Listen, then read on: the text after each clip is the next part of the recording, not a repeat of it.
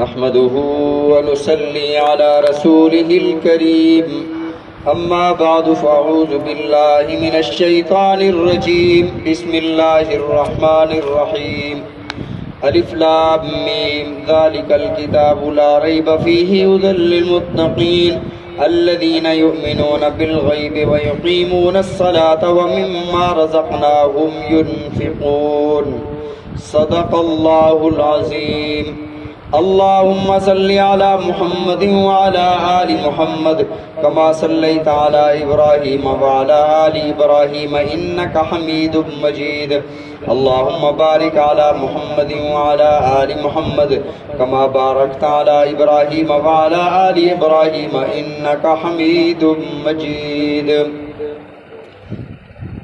ایمان کے بارے میں کل ہم نے پڑھا تھا الذین یؤمنون بالغیب، ایمان والوں کی صفات میں، متقین کی صفات اور علامات میں یہ ہے کہ وہ غیب پر ایمان لاتے ہیں، غیب پر ایمان رکھتے ہیں۔ ایمان کی تعریف بھی ہو گئی تھی، البتہ ایک بات رہ گئی کہ کلمہ پڑھنے سے، شہادتین کی گواہی دینے سے ایمان انسان کے اندر آ جاتا ہے۔ اب سوال یہ ہے کہ حضرت ابو بکر صدیق رضی اللہ تعالیٰ عنہ نے بھی کلمہ پڑھا، لا الہ الا اللہ محمد الرسول اللہ، ہم نے بھی کلمہ پڑھا، وہی کلمہ پڑھا جو صدیق اکبر نے پڑھا، اشہد ان لا الہ الا اللہ و اشہد ان محمد الرسول اللہ، انہوں نے بھی یہی پڑھا، ہم نے بھی یہی پڑھا۔ کیا ہمارا اور ان کا ایمان برابر ہو سکتا ہے؟ نہیں، ہمارا اور ان کا ایمان برابر نہیں ہو سکتا۔ یہ ایمان کے مراتب ہیں جو ان کے ایمان میں اور ہمارے ایمان میں فرق ہے، جن کے ایمان کی گواہی اللہ نے عطا فرمائی۔ اللہ نے فرمایا ہم نے ان کے دلوں کا امتحان لیا، کتب فی قلوبہم الایمان، اللہ نے ایمان ان کے دلوں میں لکھ دیا ہے۔ کتب فی قلوبہم الایمان، اللہ نے ایمان صحابہ کے دلوں میں لکھ دیا ہے۔ تو معلوم ہوا ان کا ایمان ایسا تھا یَنَهُ فِي قُلُوبِكُمْ کہ اللہ نے ایمان کو سجا کر، سنوار کر ان کے دلوں میں رکھ دیا ہے۔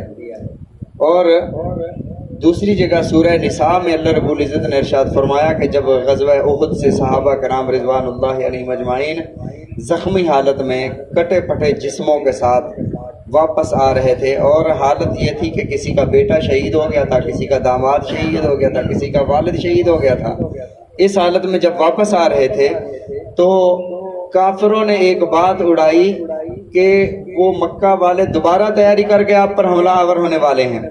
بجائے ڈرنے کے ان کا ایمان دوبارہ ٹھاٹھے مار رہا تھا، فزادتہم ایمانا، ان کا ایمان بڑھ گیا۔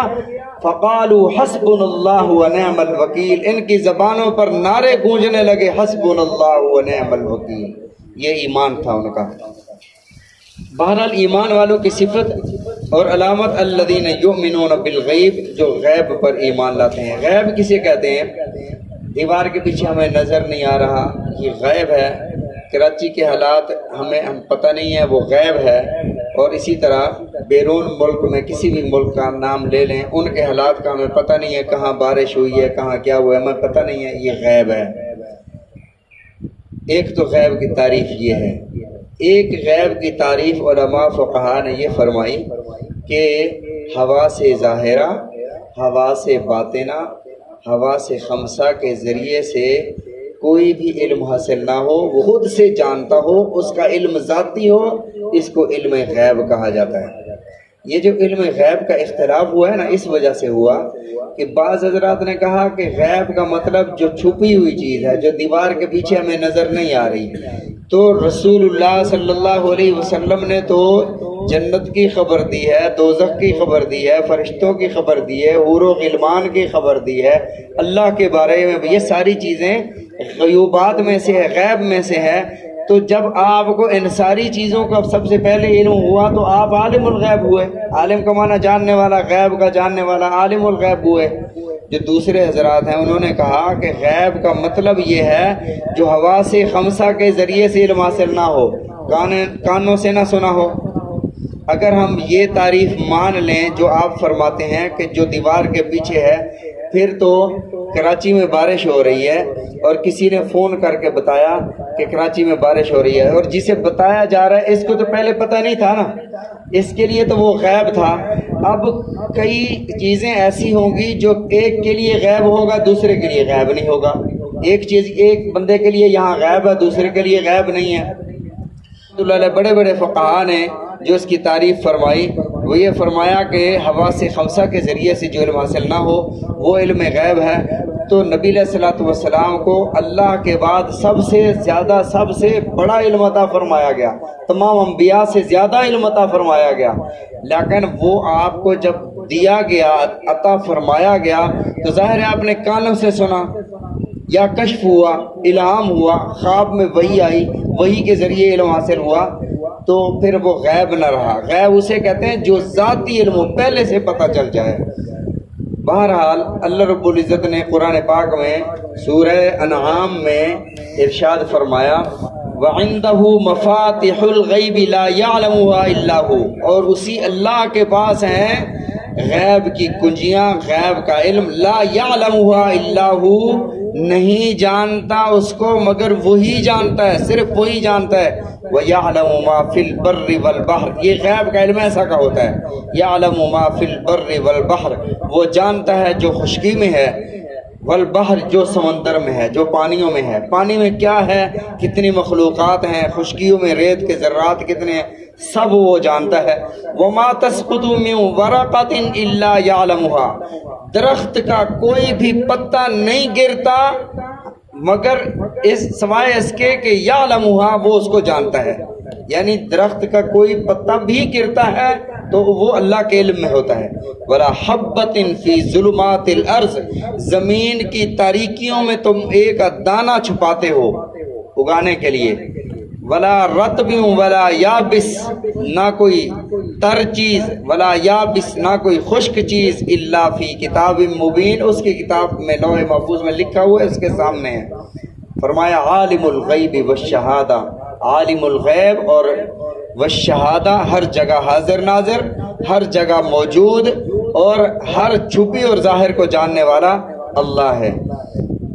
تو اجمالی عقیدہ اتنا مسلمانوں کو رکھ لینا چاہیے، جہاں اختلافات ہو جائیں، کہ اللہ کے بعد سب سے زیادہ علم، سب سے بڑا علم اللہ نے کائنات میں رسول اللہ صلی اللہ علیہ وسلم کو عطا فرمایا۔ ایک عقیدہ یہ رکھ لیں کہ اللہ کے بعد سب سے زیادہ علم، سب سے بڑا علم نبی علیہ الصلوۃ والسلام کو عطا کیا گیا۔ ہم اللہ کی صفات میں، اللہ کی ذات میں کسی کو شریک نہیں ٹھہراتے۔ تو مومنین کی صفات اللہ نے ارشاد فرمائی یؤمنون بالغیب، وہ غیب پر ایمان رکھتے ہیں، لیکن غیب کا یہ مطلب نہیں ہے وہ علم غیب پر ایمان رکھتے ہیں۔ اس کا مطلب یہ ہے فرشتے، دوزخ و جنت، اللہ، اور اسی طرح حور و غلمان، حساب و کتاب، برزخ، مرنے کے بعد اٹھنا، قبر کا عذاب، ان ساری چیزوں کو جو نبی علیہ الصلوۃ والسلام نے ہمیں خبر دی ہے اس پر وہ یقین رکھتے ہیں۔ وَيُقِيمُونَ الصَّلَاةَ، دوسری نشانی کہ وہ نماز قائم کرتے ہیں۔ متقین کی دوسری نشانی وہ نماز کو قائم کرتے ہیں۔ یہاں یہ نہیں فرمایا یؤدون الزکاۃ، وہ نماز کو ادا کرتے ہیں، یہ نہیں فرمایا، فرمایا کہ یقیمون الصلاۃ، نماز کو قائم فرماتے ہیں۔ تو قائم فرمانے کا کیا مطلب ہے؟ پورے آداب کے ساتھ، مستحبات کے ساتھ، سنن کے ساتھ، اب اس کے پوری ادب رعایت کے ساتھ، اطمینان کے ساتھ جو بندہ نماز ادا کرتا ہے یہ نماز کو قائم کرتا ہے۔ اور جو نماز کو ایسے پڑھتا ہے جیسے وہ ٹھونگے مار رہا ہے، تو فرمایا اس کی نماز قائم کرنے والی نماز نہیں ہے۔ نبی علیہ الصلوۃ والسلام نے ارشاد فرمایا جو بندہ اطمینان کے ساتھ نہ رکوع کرتا ہے، نہ سجود کرتا ہے، نہ قیام کرتا ہے، اس کی نماز کو آسمانوں پر لے جایا جاتا ہے۔ جب یہ آسمان پر پہنچتی ہے تو اس کے لیے دروازے نہیں کھلتے، پھر اس نماز کو پرانے کپڑے کی طرح لپیٹ کر اس کے منہ پر مار دی جاتی ہے۔ بدترین چور وہ ہیں جو نماز میں چوری کرنے والے ہیں۔ یقیمون الصلاۃ، ایمان والوں کی دوسری نشانی یہ ہے کہ نماز کو قائم کرتے ہیں۔ نبی علیہ الصلوۃ والسلام نے ارشاد فرمایا میرا دل کرتا ہے جو گھروں میں نماز پڑھتے ہیں نا، میں یہاں اپنے مصلی پر کسی کو کھڑا کروں اور ان کے گھروں کو جا کر آگ لگا دوں۔ مجھے رب کی قسم ہے آج جو مسجد میں نماز نہیں پڑھتے نا، نماز نہ پڑھنے والوں کی بات نہیں ہے، جو مسجد میں نماز نہیں پڑھتے آج بھی ان کے گھروں میں آگ لگی ہوئی ہے۔ میرے آقا علیہ الصلوۃ والسلام نے فرما دیا نا کہ آگ لگا دوں تو آگ لگ چکی ہے۔ بیٹا نافرمان ہے، بیٹی نافرمان ہے، بیوی نافرمان ہے، گھروں میں آگ لگی ہوئی ہے، بے دینی کا ماحول ہے۔ اگلا جملہ رسول اللہ صلی اللہ علیہ وسلم نے ارشاد فرمایا لا صلاۃ لجار المسجد الا فی المسجد، مسجد کے پڑوسی کی نماز مسجد میں ہوتی ہے، اگر کوئی عذر نہیں ہے تو صرف مسجد میں ہوتی ہے، گھر میں نہیں ہوتی، اس کی نماز ہی نہیں ہوتی۔ یہ جملے ہیں لا صلاۃ لجار المسجد الا فی المسجد یقیمون الصلاۃ، نماز قائم کرتے ہیں۔ انشاءاللہ اس کی تفسیر کل کریں گے۔ اللہ تعالی ہم سب کو سمجھنے کی توفیق عطا فرمائے، آمین۔